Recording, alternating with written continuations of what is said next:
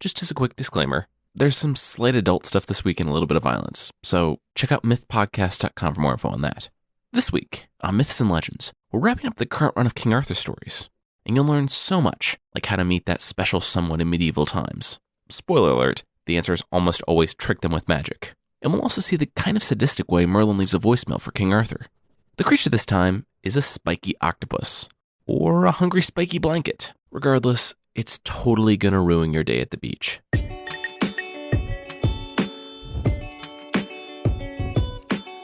From Bardic, this is Myths and Legends, episode 100B, Family Reunion. This is a podcast where I tell stories from mythology and folklore. Some are incredibly popular stories you think you know, but with surprising origins. Others are stories you might not have heard, but really should. Previously on Myths and Legends, Yvain found himself banished from King Arthur's court, and Gawain decided to join him. The pair encountered the knight Marhaus, and the trio accepted 3 individual quests from 3 women in the country of strange adventure. We followed Gawain's quest, on which he met some knight harassing the noblewoman, Eddard, and became the stranger's wingman. But Gawain disappeared for 3 days, and when his new knight friend, Pellis, came to his rescue, it turned out he had just been in bed with Eddard the whole time. Today, we start not with Gawain, but with his mother, Morgause, on the other side of Great Britain. If you recall, Morgause was the wife of King Lot, the leader who died in rebellion against Arthur, after Arthur and Merlin sunk a ship of babies in order to kill the child that would later grow up into the man that would kill Arthur. Of course, the child, named Mordred, was the sole survivor of the wreck, thanks to an elderly miller couple that pulled him from the wreckage.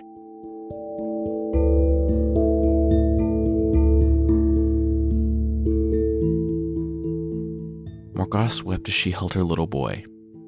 Her son, her Mordred, was alive. Her life the past few years had been seeped in tragedy. First, her husband had been killed when he stood up against Arthur. He had been killed like a dog by King Pellinore in front of everyone. She understood why he'd gone. But if he had only known, he had started that round of ill-conceived rebellions because Arthur had killed their son, their youngest child. That little one had been a miracle then, and now he was a miracle again. Mordred was the only one to survive the wreck, a tragic event where dozens of infants drowned at sea on what was now called the May Day Massacre.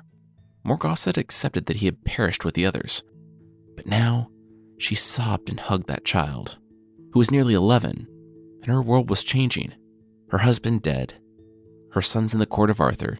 She thought it was her fate to waste away and die in the north. But the miller couple that had saved the baby had not been idle. They cared for him as their own, but when they learned of the ship and all the children aboard, they traveled around to the bereaved nobles time and again to see if the lone survivor's parents could be found. When Morgause looked at him, looked on her Mordred, she knew instantly that he was hers. Her child had returned. Of course, somewhere in her mind she knew the secret. That Mordred, though born to her, and the reason her husband had fought and died against Arthur and Merlin, was not the son of King Lot. He was the son of Arthur. She had been apart from her husband, staying at Carlan, when the young king and his retinue passed through. It was before she and everyone learned that what they thought was some nobody was actually the son of Uther Pendragon and the rightful heir to the throne. And it was before she learned that Arthur was her half-brother that, sometime over the course of a week, Morgause had conceived Mordred. She knew knowledge of the affair with Arthur would drive her husband to war and his death. So, after learning the truth about Arthur's lineage, she resolved to never tell anyone. Mordred was the son of Lot, and he always would be. But things were different now. Now, Mordred, Arthur, and her sons were the only family Morgause had left. It was disgusting, and the pair hadn't spoken since those nights in Carlan, but she would tell her brother the truth when the time was right.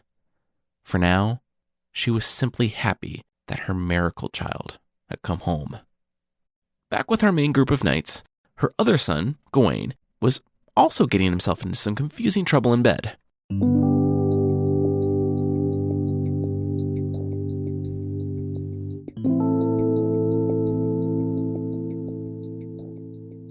Wait, he's alive? Eddard sputtered as she woke up to see Pellis standing over them, sword drawn. Gawain turned pink, fidgeting with the covers. Yeah, he was. Gawain was actually sent here to try and woo her, and all that went according to plan until he started hugging on me and kissing, and here we are. Besides, would it have changed anything had you known he was alive? Eddard thought for a moment. No, probably not. Pellis tried and failed to stifle a sob. The couple's eyes went back to the intruder, but he couldn't take it. He put away his sword and sprinted from the room and the castle, weeping. Well, that was easy, Gawain muttered, and then turned to Eddard. Anyway, where were we? Eddard looked at him in disbelief. We are not up to anything. You were just leaving. Sure, she had the man beaten daily since he followed her home, and she hated the creep, but she was the maiden he was threatening. Gawain was a knight. Wasn't he supposed to uphold a code and not betray a fellow knight the moment a beautiful woman showed him a bit of attention? Under his breath, Gawain muttered something about this whole stop being a disaster. From failing his year-long quest, to the fights, to all of this. Country of strange adventure, more like the country of tedious adventure. He stood and told Eddard to have a nice life.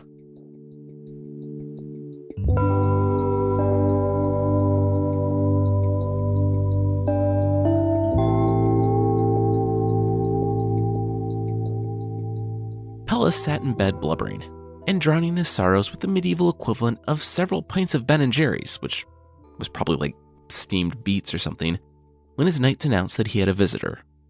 Nobody really paid Sir Pellis much mind anymore, and his knights were busy updating their own resumes, given Pellis announcing that, since Eddard didn't love him, he would be staying in bed until he died. It was when one of his knights was out on the road that he ran into a strange woman. One moment the road was empty. He blinked, and then instantly, she was there, floating his way. You're a knight of Sir Pellis. You will take me to him, she declared, and it was only later that the man realized that she never actually asked. Pellis was in bed, munching on those steamed beets, and weeping when she burst in the door. There wasn't much of a way to appear dignified in that situation, but the strange woman didn't seem to care. She knew Pellis was heartbroken, and announced that she could help. Her words flowed with such confidence, such self-assurance, and, clothed in all white, Pellis knew instantly who she was. He had heard stories of her since he was a boy. She was the Lady of the Lake. Her smile radiated as the realization swept across the knight's face. She would be happy to make sure he never loved Eddard again, but she could do so much more. Floating closer, she introduced herself. Her name was Nimue. This Lady of the Lake was one of many such characters. In each instance, they're presented as secretive, powerful sorceresses with their own agendas that, yes, live in lakes. Lancelot's adoptive mother was a Lady of the Lake, and the woman who gave Arthur Excalibur was a Lady of the Lake. And Nimue, the one who previously helped Arthur escape death in his fight with Morgan Le Fay's lover, was also a Lady of the Lake. I find them fascinating, but there's frustratingly little information about them. Their names are different all over the place, and they show up to either start or end trouble. This one, however, does stick around for a while. She's the chief Lady of the Lake, and she's about to take her place in our story. But first, she has to take out the competition. Nimue inched closer to Pellis and instructed him to relax and fall into his beak coma. When he awoke, all would be right in his world. He blinked, and Nimue was gone. With a shrug, he dropped off to sleep. Far away, Eddard paced the room, fuming that the men in her life were either really sad sleazeballs or really thoughtless sleazeballs, when she heard a voice behind her, calling to her. She laughed as she turned around, but her chuckle stopped short. Before her stood a Lady of the Lake. Nimue shared that none of this was personal. She knew Eddard didn't love Pellis, and Pellis totally deserved that. However, for the future of King Arthur's rule in Great Britain, Nimue needed a seat at the table. She couldn't be some supernatural being coming in from other realms to drop advice on Arthur before leaving again. She had to be someone known by the court, especially with what was going to happen to Merlin soon. She had to become the wife of Pellis, the man who had been next in line to guard the Holy Grail. Nimue sighed. Again, it wasn't personal. Eddard took a step back. What wasn't personal? Was Nimue going to kill her? Nimue shook her head. I wish, she said, before both women disappeared. The pair reappeared in Pellis's bedchamber. Already, Nimue's magic had taken effect. When Eddard saw Pellis, she threw herself on her knees at the side of his bed. Tears in her eyes, she confessed that she couldn't explain it, but she now felt the same way he had felt about her. They could be together at last. Pellis, however, now felt the way that Eddard had felt about him. He was repulsed by her. Eddard sobbed uncontrollably, but Pellis couldn't even look at her and commanded his knights to remove the woman from his sight. Confused, the knights popped their heads into the room. Was that Eddard in his bedroom? Throwing herself at him, but he wanted her to leave? This was way too much to follow. Nimue dismissed them, and they listened. In a flash, she and Eddard were gone, and then Nimue returned alone.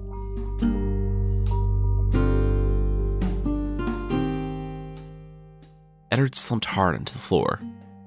She had returned to the exact place she was when Nimue had found her, mere minutes before, except her life was now crumbling to pieces. She sat rocking on the stone floor, arms wrapped around herself, sobbing. She hopelessly loved Pellis, and yet there was no way he would ever want to be with her now. It might have been days, weeks, or even years that Eddard lived in agony. We don't know. But after some time, Eddard died of a broken heart.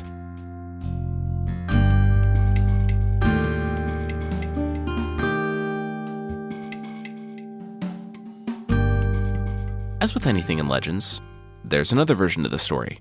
In the earlier tellings, Gawain puts his plan into action of convincing Eddard to love another man after sleeping with her for 3 days straight. In that version, she eventually comes to believe that, despite Pellis' harassment and his complete refusal to respect her wishes at all, he would make a good husband. They should get married. They do, in fact, tie the knot, and subsequently welcome a child into the world 9 months later. The version I told is in Thomas Mallory's Le Morte d'Arthur, and is generally considered to be Arthurian canon.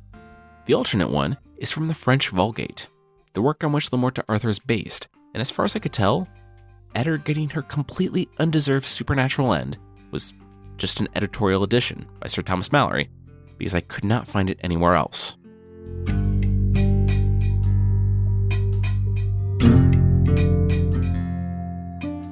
There's trying to get out of a party, and then there's what Marhaus had to do. If you remember, Marhaus is the legendary hater of women, and quite possibly the best knight in the world. Well, back in the country of strange adventure, he had taken the eastern road from the fountain, and quickly found himself in the kingdom of King Pellinore, the guy who killed Gawain's father, and who was also a knight of the Round Table. He and all of his subjects were having a massive party to celebrate his coronation, and as Marhaus and his chosen lady rode by, they received multiple verbal invitations to the festivities. There was plenty of cake and juice to go around. Marhaus politely declined, explaining that they were on this whole quest thing with a firm deadline. Not a huge deal, but they couldn't really stop to party with a bunch of strangers. Like a human wave, King Pellinore's men stood and turned to face Marhaus as the music faded. Oh, they weren't asking. This was a mandatory party. All the best parties are mandatory. A few minutes later, and a few of King Pellinore's knights gravely wounded, Sir Marhaus and the lady were galloping away from the fun mandatory party and heading toward the forest. After camping for the night, Marhaus began to reflect on the pair's time together. It had been a decent couple of weeks fighting random people, rescuing random people, and killing random people, but Marhaus had questions. Namely, was there a point to all this? The 30-year-old maiden assured him that there absolutely was. They were looking at it. Before them stood a massive, polished cross, etched with the following lines. On this block, one may see many of the marvels of the Holy Grail happen. Never will anyone stay here to see any of these marvels who will not be killed, maimed, or wounded, at least until the good knight comes who will put an end to all of the adventures. Marhaus stroked his beard. They should probably stay here. I mean, if something was so marvelous that seeing it alone ended with you being killed, maimed, or wounded, then it had to be good. Except that it wasn't. It was absolutely different. That night, in the light of the moon, a giant stag came to sleep by the cross, called the Stone of the Stag. No relation. The stag had barely shut its eyes when they snapped back open.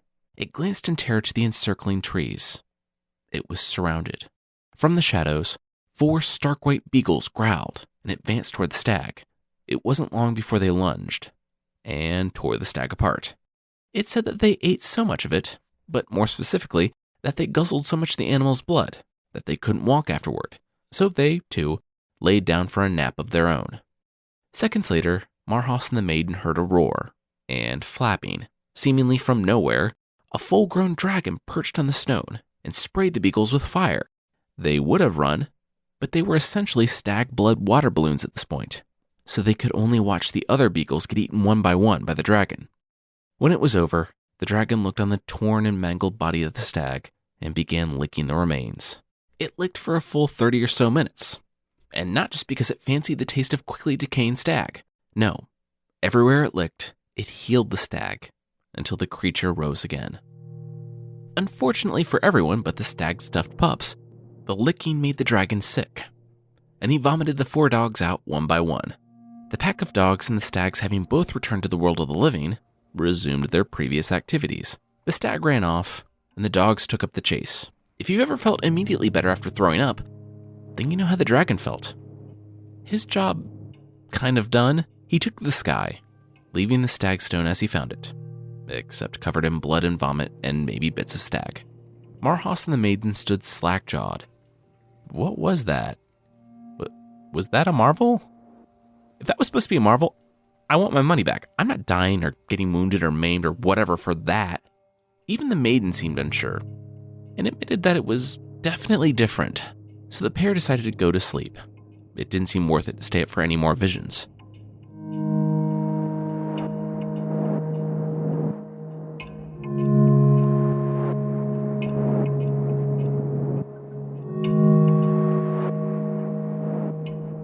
Ow! Oh, come on, Marhas muttered, his hand instinctively touching his thigh. Yeah, that cross hadn't lied to them. He'd been wounded. Marhas, he heard in a gurgle right beside him. He struggled to roll over and saw the 30-year-old maiden, and she was choking on her own blood. She had been stabbed through the chest, and she was now dying. Marhas had been wounded, but his companion had been killed. She stroked Marhas's face, told him his quest was complete, and said that even though she had been killed under his protection, it was completely her own fault, and he shouldn't feel bad about it. And yes, this was Marhas's account of her last words. The text says Marhas shoved her hard, again and again, but she didn't move. She was dead. He tried to rise to his feet to look for whoever had attacked them, but he could barely stand. He bound his wounds and waited until the first light of the morning before attempting to rise again. Marhas fashioned a sled and looped some ropes around his shoulders in order to drag the woman to the next village. His quest complete, he guessed, the least he could do was bury her. When he told the nuns at the abbey of her death, they carved the entire story in marble above her grave on a giant stone cross. The maiden will be remembered as one of the earliest casualties of the quest for the Holy Grail. Marhas stayed at the abbey to heal before starting again on the road. Clanking along in full armor, he groaned when a spry, young knight rode into his path, just up ahead, shouting that his name was not really relevant to our story, but Marhas had killed his father. Prepare to die. Marhas explained that he had killed a lot of people's fathers. The kid should be more specific. But the knight was already charging him at full speed. I'm not sure if it was the wound or fatigue or if he did feel responsible for the death of the maiden. But Marhas was not on his game. He lowered his head and galloped toward the young knight to help the man join his father. But he caught the young knight's lance square in the chest. It slipped past the armor, and by pure luck found a gap in the shoulder. Marhas's horse kept moving, but his body stayed put. The lance, of course, broke, and so Marhas fell to the ground. He didn't need to feel it. He couldn't move half of his upper body. The lance had gone completely through his shoulder, and he screamed out in pain. So there are things you're supposed to do as a knight in this situation, and then there's what this kid did. He should have jumped down, saw how gravely Marhas was wounded, and offered him a chance to yield. But the kid probably knew of Marhas's reputation, and so he made the less than honorable, though completely understandable choice of stabbing him from a distance for a bit, while he bled out in the mud, and then did the medieval equivalent of backing over him with his car a few times, while he galloped over Marhas's body with his horse, again and again. Content that his father was avenged, but not really wanting to get down in Marhas's face, the kid high-fived his squire and rode off, leaving the body of Marhas crumpled in the middle of the road. Marhas had been conscious while the knight had stabbed him and ran him over, and he had heard and felt his bones shattering, and as he struggled to breathe, his eyes went dark.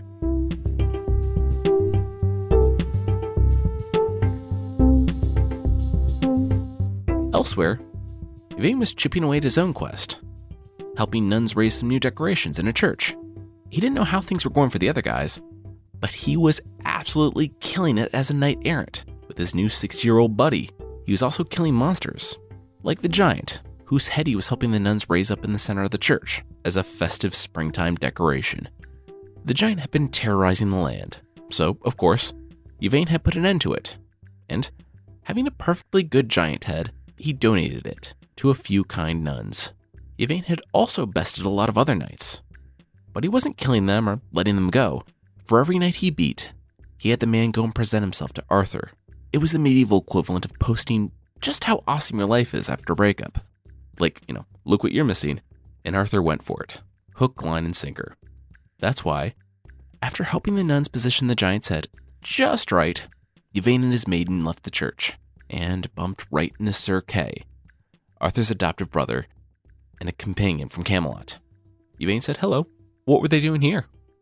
Kay shared that it wasn't easy for Arthur to admit this, but he had been all torn up since Yvain left. He was an idiot for letting a man like Yvain go.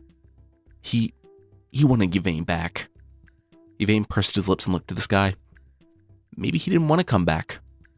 Maybe he liked his life now. I mean, he was beating up knights, hanging out with his senior citizen BFF, and helping nuns decorate churches with severed giant parts. He had discovered so much about himself, and things were just going really well for him. Kay looked into Yvain's eyes and explained that his brother was so sorry. If Yvain came back, it was for good. He could have a seat at the round table. Yvain gasped. Arthur had cleared out a seat? For him? Kay was quick to clarify that, well, the violence of the Middle Ages cleared out a seat, but yes. Tearfully, Yvain nodded. He would return to Camelot. Kay smiled. Yvain had just made Arthur the happiest king in all of Great Britain. Remembering his long-term plans, Yvain mentioned that he did have to meet up with his knight friends, but he'd start out immediately after that for Camelot. After that, they parted ways, and the giddy knight and his elderly friend began the ride south. But as they rode, something caught Yvain's eye. He looked just off the road and abruptly left his horse. Within minutes, they were standing before a large stone cross, called the Stone of the Stag. Yvain leaned forward to speed read through the description before standing upright, hands firmly planted on his hips. Huh, that sounded interesting. They should definitely stay the night.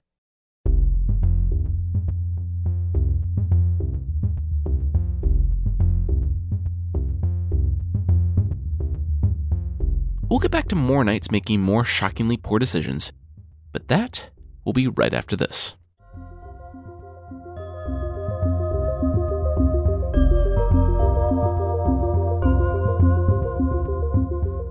Three days later, Marhas blinked awake. Was he alive? He was in so much pain. As the room came into focus, was that a giant's head hanging from the church's ceiling? Gawain looked on his once and future best friend and smiled. The nuns had said he was alive, but Gawain had waited to believe it until he saw Marhas's eyes open. It was by sheer luck that Gawain had been speeding by with two knights he'd beaten when he found Marhas face down in the mud. They had built him a makeshift stretcher and dragged him to town, and when the people at the abbey had cleaned him up, Gawain could see that, through the bruising and swelling, it was Marhas. Gawain had had a pretty uneventful couple of days after leaving Eddard. He'd chased down the dwarf and the big knight, and found that what he thought was them giving the 15-year-old fun shield rides was actually them just dragging her behind a horse to torture her. Gawain killed both of them and scared their men off, rescued the girl, and then subsequently abandoned her. He asked if he could pick up the quest again, and she said no. Gawain ended up staying with Marhas for 2 months, while the knight recovered from his injuries, and then the pair left together. They were mildly annoyed, being the first and second best knights in the world, that they had to keep hearing from everyone just how awesome Yvain was. Why was he so great anyhow? The pair had been riding and discussing it all morning, and by now it was well into the afternoon. They both agreed they could use a rest, and how convenient. There was a cozy tent just up ahead in an open field. So there are a lot of digressions in the story. And so what happens next is funny, but not related to anything at all. As Gawain and Marhaus approach the tent, they start noticing that it's not really spring weather anymore. It's getting hot. Like, my armor is hot to the touch hot. Fortunately, this tent is empty, save for 2 beds. And, as any of us would do in this situation, these guys take off all their armor and most of their clothes and relax into the beds of 2 complete strangers. Unfortunately, the beds do belong to someone. And so the guys blink, and suddenly, there's someone standing before them. She's an elderly woman. Gawain estimates that she's in the triple digits age-wise, and she saunters over to him. Seeing as how he's a guest in her tent, she wants something from him. In fact, she wants him. Gawain looks at her in disbelief. Oh, no. No, thank you. Hard pass. She looks over to Marhaus, also reclining on a bed in intense heat, and he too shakes his head. Yeah, no. Harder pass. The pair of knights stumble from the beds and begin piecemealing their armor back on, while the elderly woman objects. What was even the point of putting comfortable beds out in the open and enchanting a field to get guys to take their clothes off if no one would sleep with her? They'd see. They'd be sorry. The guys barrel out of the tent, shout a quick, "No, we won't," over their shoulders, before remounting their horses and galloping away. They don't realize, of course, that they've been cursed. So as they leave the enchanted field and begin to cool down, recognition of each other begins to fade. And soon, Gawain and Marhaus each begin to think that there's an annoying stranger riding too close to them, matching them stride for stride. They grow angrier and angrier, until Marhaus turns to Gawain and barks that if this serf doesn't leave him alone, he'll pay with his blood. Gawain, not recognizing his old friend anymore, immediately lowers his shield and prepares to fight. It's only by the intervention of another Lady of the Lake that the pair don't nearly kill each other. Again, their savior explains that this whole thing has just been a distraction, and they should really get back on track. Though, with this story, who really knows what any of that means at this point? Personally, I have no idea what their quest actually is anymore. The Lady of the Lake tends to their many wounds and lets them go with a stern request that they don't get into any more trouble with dangerous magical women. Exactly 12 hours later, Gawain and Marhaus found themselves getting into even more trouble with dangerous magical women. The pair stood looking at a rock the size of a skyscraper, listening to sweet singing trickling from its peak. If they backed up very, very, very far, they could see a woman at the top, probably a dozen or so just sitting on the edge and looking out into the wilderness. The men didn't realize it, but as soon as they saw the women saw them. And the women began speaking not to them, but about them. First, they spoke of Gawain, saying that a foreign knight, a man that he would love like a brother, would be the one to kill him. After Gawain fell, so too would Camelot and the Round Table, destroyed by the king's own son. People would arrive from across the sea, conquerors the king once held at bay, and they would devour all the land. And so, Arthur's kingdom would pass from the earth. They turned to Marhaus, telling him that his death was bad and that he should feel bad. His life would end in a quarrel with another knight who was way better looking than him after Marhaus tried to obtain something to which he had no right. As the woman spoke, the men stood entranced, but not by the really, really important prophecies that were being revealed to them, but by the maiden's beauty. By the time the woman stopped speaking, it was finished. The knights were bewitched. They begged the woman to bring them up to the top of the Rock of Maidens, as it was called, so as to stay with them forever. And instantly, the knights were transported up the giant rock. There, Gawain and Marhaus realized that the giant rock was more than that. The top was flat and grassy, and a stone house of many rooms sat in the center. The women, as it turned out, and should surprise absolutely no one, were all former students of Merlin. They were also kind of really dangerous and mad at Merlin. For some reason, the aged wizard never wanted to get into. It was years ago, but he had managed to imprison them at the top of the rock. They couldn't get down, but they could bring people up to them, summon food, floods, and storms, and tell everyone passing by how they were going to die. Seems like kind of a lot of oversights on Merlin's part, but whatever. Still, Gawain looked at the beautiful maiden in front of him, and Marhaus to the woman in front of him, and yes, they found love. There, surrounded by magnificent food and drink, the pair found the happiness they sought. They couldn't leave, but it didn't matter. They didn't want to leave. This was a greater joy than any they had ever known. Gawain and Marhaus were finally happy. They were complete. Or so they thought. They weren't, as they thought, surrounded by beautiful women, food, and drinks, but deluded into thinking they were. In reality, they were in a twilight sleep in the cellar of the maiden's home, trapped in a dream, prisoners of their own happiness.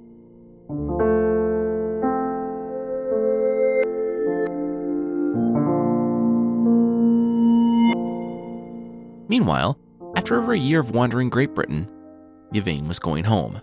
Unfortunately, he was going home alone.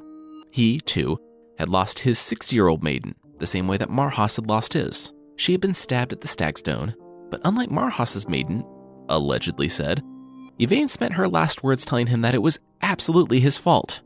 She would never forgive him, and that her blood was on his hands forever. It was therefore with much anxiety that he returned to the fountain, 1 year to the day that he had parted from Gawain and Marhaus.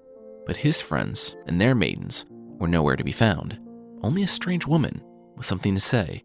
It was yet another Lady of the Lake, and she told Yvain that Gawain and Marhaus had been taken captive by the maidens of the Rock of Maidens. They would stay there until they died of old age, and even if they were freed 50 years from now, they wouldn't realize one day had passed. The Lady of the Lake sighed, admitting that the magic of the maidens of the Rock of Maidens was beyond her. It needed to be solved by the man who put them there. They needed Merlin. Yvain rode into Camelot, and after much hugging and kissing and many "let's never fight agains" between he and Arthur, he told the king of Gawain and Marhaus, the maidens of the Rock of Maidens, and their need for Merlin. Arthur grimaced. Merlin kind of came and went as he pleased. He always did. The last time he left, he said something about catching up with an old girlfriend or stalking her or something across the channel. They had no way of getting a message to him, and no idea what they should. Yes? Why are you in here? Arthur barked at the stinking, half-naked man standing in his court. Hi, yes. I'm the madman that's lived down in the swamp since the days when your father ruled. This is kind of a weird story, but for 30 years, a message for you has been seared in my mind with a pounding insistence for this very moment. Merlin can't be here. He's following his heart, / stalking an ex-girlfriend. But I am, the madman said. And for 30 years, this message has been pulsing through my mind. You have to knight Gahariot and add him to the round table. Gahariot? Gawain's younger brother? Arthur replied. Why? Look, I don't know, the madman said. I only know 2 things for certain. 1, you need to knight Gahariot before his older brother, Agravain. And 2, your wizard buddy's a psychopath who will burn a message on a man's mind without his consent and drive him mad for 30 years instead of, leaving a note. Arthur sat back. Huh. So, instead of not earning a woman's anger in the first place, or failing that, instead of locking them up in a place where they can't hurt anyone, Merlin saw all of this happening, but still put them on a rock in the middle of my kingdom, where they can snatch up any knight that passes, and made the only solution a quest within a quest within a quest, and basically ruin this man's life to deliver a solution? The madman sighed. He announced that Merlin had told him to say yes to that question. He also said that shouldn't surprise Arthur at all. That's classic Merlin. Arthur laughed. Yeah, pretty much. So Arthur followed Merlin's advice, delivered with a 30-year delay by a man likely driven mad by said advice. He knighted Gahariot, and then knighted his older brother, Agravain. Given Merlin's prophecy, Gahariot rode off with much fanfare and cheering. He was going to save his brother, Gawain, and redeem their family name. Agravain watched his brother go, and sat sullen on his horse. His send-off had no cheers or fanfare. In fact, no one noticed him leave out another gate and make his way to his brother's horse. They weren't 2 hours outside Camelot when Gahariot, brother of Gawain, heard galloping. He turned his horse around just in time to register a knight, charging him at full speed.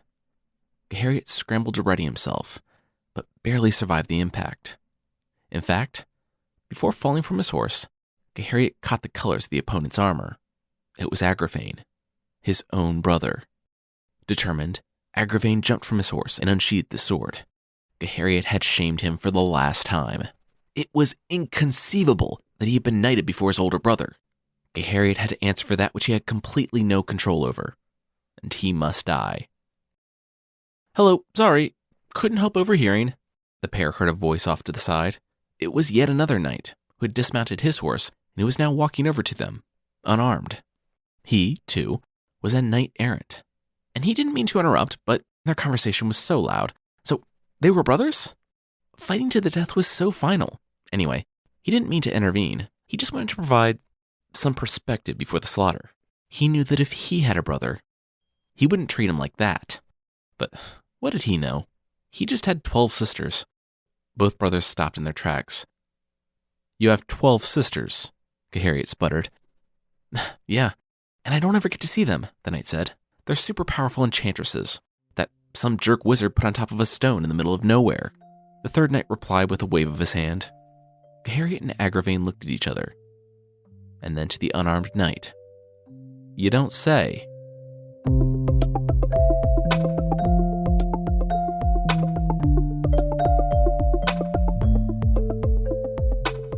Gawain's brother slammed the knight down into the dirt before the Rock of Maidens. The man had just spent 3 days tied to the underside of Agravain's horse, so he had definitely been in better shape, but he was still alive. Gahariet unsheathed the sword and held it to the man's throat. Craning his neck, Gahariet demanded the woman hand over his brother and his brother's sexist friend, or else Gahariet would be able to tell the women exactly how their own brother was going to die. It was going to be right now. The sisters screamed in unison, except for the eldest, who sneered. She could see the future and knew Gahariet meant business. Deal. Instantly, Gawain and Marhaus appeared, both sleeping in her brother's tent, not a 3-day ride from the foot of the stone. Gahariet released the knight, who lay shaking on the ground, told the woman he appreciated their help, and that they could thank Merlin for the solution. After making a 3-day ride in just 2, Gahariet and Agravain finally found their oldest brother and his friend. Of course, the men were confused. The last thing they remembered were these really good-looking women, and then, bam, they woke up here. They really had to go to the bathroom, too. And, hey, why did they have beards now?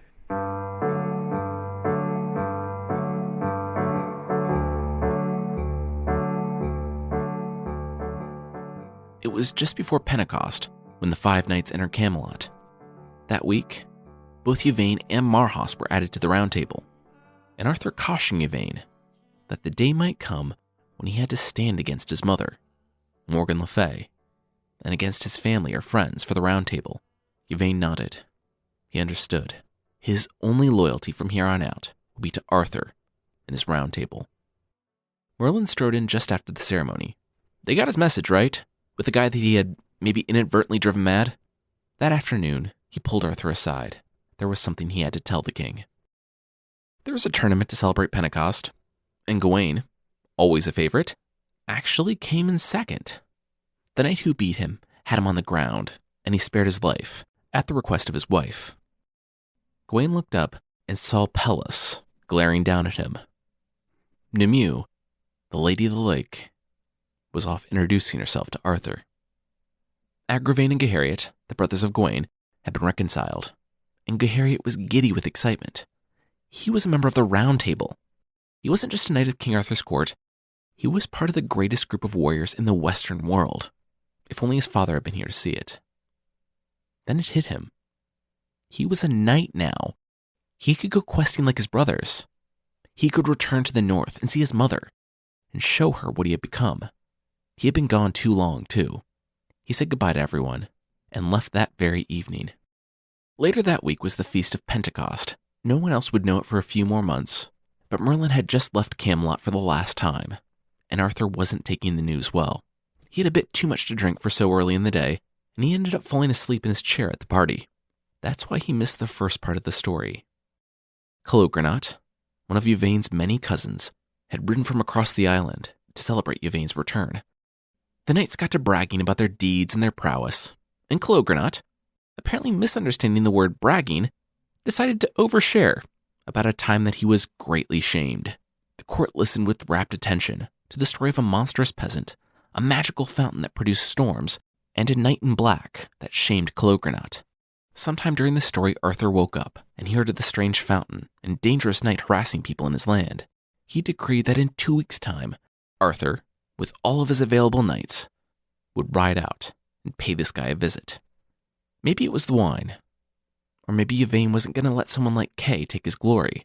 Who knows? Either way, Yvain was glad his friends were safe, but Gahariet, the praised young knight, had walked the ball across the goal line after all of Yvain's hard work. No, Clogrenot was his cousin, and he wasn't going to let someone like Kay or Gawain take his adventure. This would be his story. He slipped from the feast, sobered up, and set out into the night.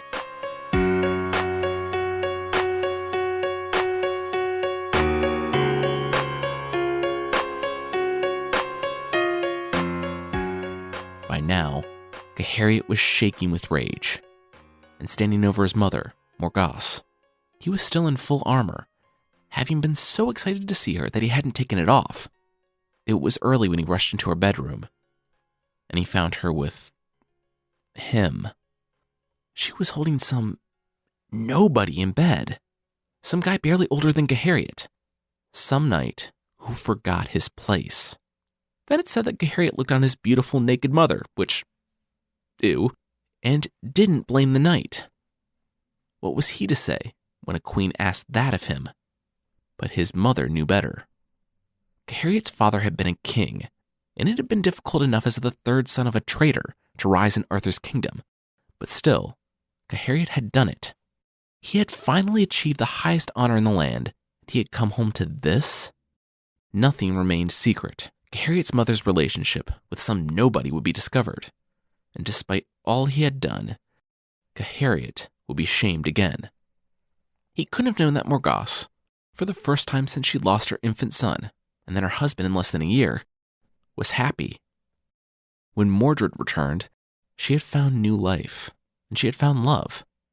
For the first time in years, she had peace. Sure, it was with some nobody knight, and she might shame her family name if anyone ever found out, but she didn't care. A man didn't need to deal with any of that. And if kings could love anyone they wanted, then you know what? She, a queen, could too. Gahariet, however, did not see it that way. He only saw the hit to his own reputation, and there wasn't any thought in his mind other than rage when he raised his sword above his head. Morgause had heard the rustling of his armor and snapped awake, horror washing over her at the sight of a fully armored knight towering above her head. Gahariet had received new armor as a member of the Round Table, and so she didn't recognize her son. He stared coldly into his mother's eyes and thrust his sword downward.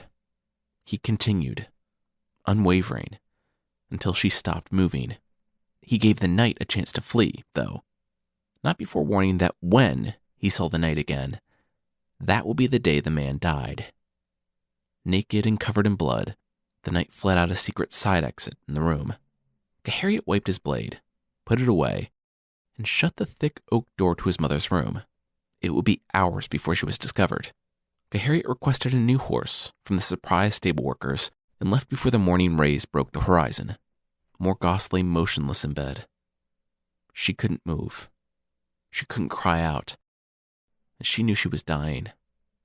Her final thoughts were that of her children, of Mordred in particular, the boy she had just begun to know.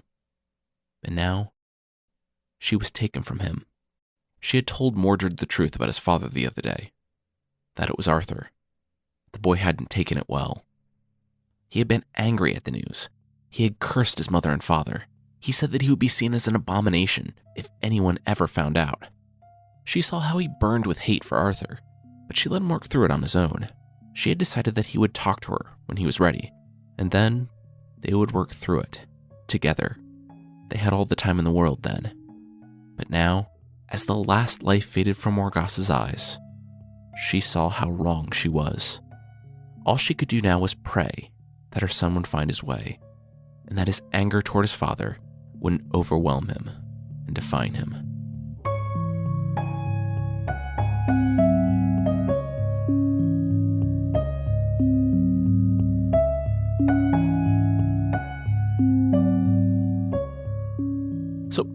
cannot begin to understand why Harriet murdered his mother.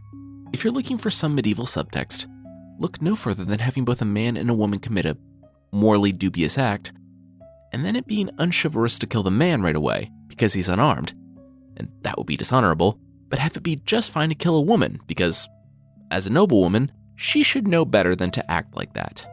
That being said, it is not fine. Gawain and the others, even King Arthur, will all mourn and rage at the news of Morgause's death, and they'll have to hunt down one of their own to bring about justice. That won't be for a little while, though. Next week, it's an anti-fairy tale that was collected by Hans Christian Andersen, and a story from Vietnamese folklore about a family with money problems and a fly who gives some unexpected legal help. I want to thank everyone who's reached out on Facebook, Twitter, Instagram, email, and through the reviews. We love hearing how the podcasts are bringing people together in ways we never imagined. So if you've shared the show with a family member or friend, thanks. And special thanks to Kendall and Chandler for listening today. And yes, Chandler, we're talking to you. Well, actually, Kendall is. Chandler Tennant Brown, I must be descended from the wily Loki to have somehow tricked you into being mine. Your kindness, courage, and zeal for life inspire me each and every day. In the 2 years since we met, our life together has brimmed with adventure and funky dance moves. I hope that the decades to come are just as full of sunrise Irish coffees, sunset s'mores, and midnight wing runs in our PJs. In times of feast and famine, happiness and sorrow, health and illness, I want to be at your side. Perhaps gray-haired, most likely battle-scarred, but still stubborn and still your lass. It is my deepest, dearest wish that you will do me the honor of becoming my husband. Marry me, Chen-kun? Find out next week if he says yes, or follow along on social media. We can't wait.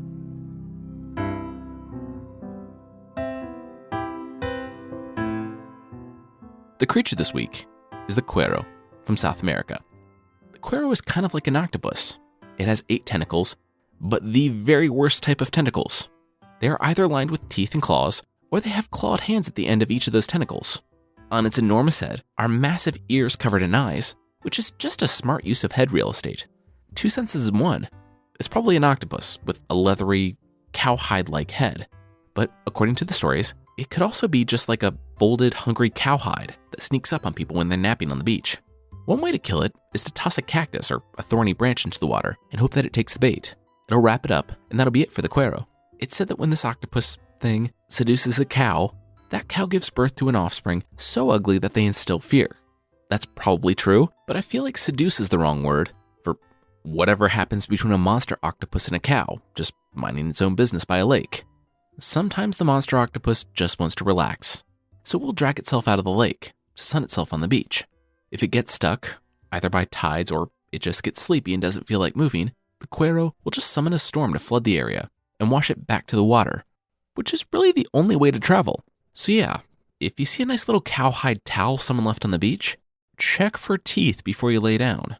And if you decide to leave it alone, maybe just call it a day at the beach, because that little towel's commute home is gonna get pretty stormy.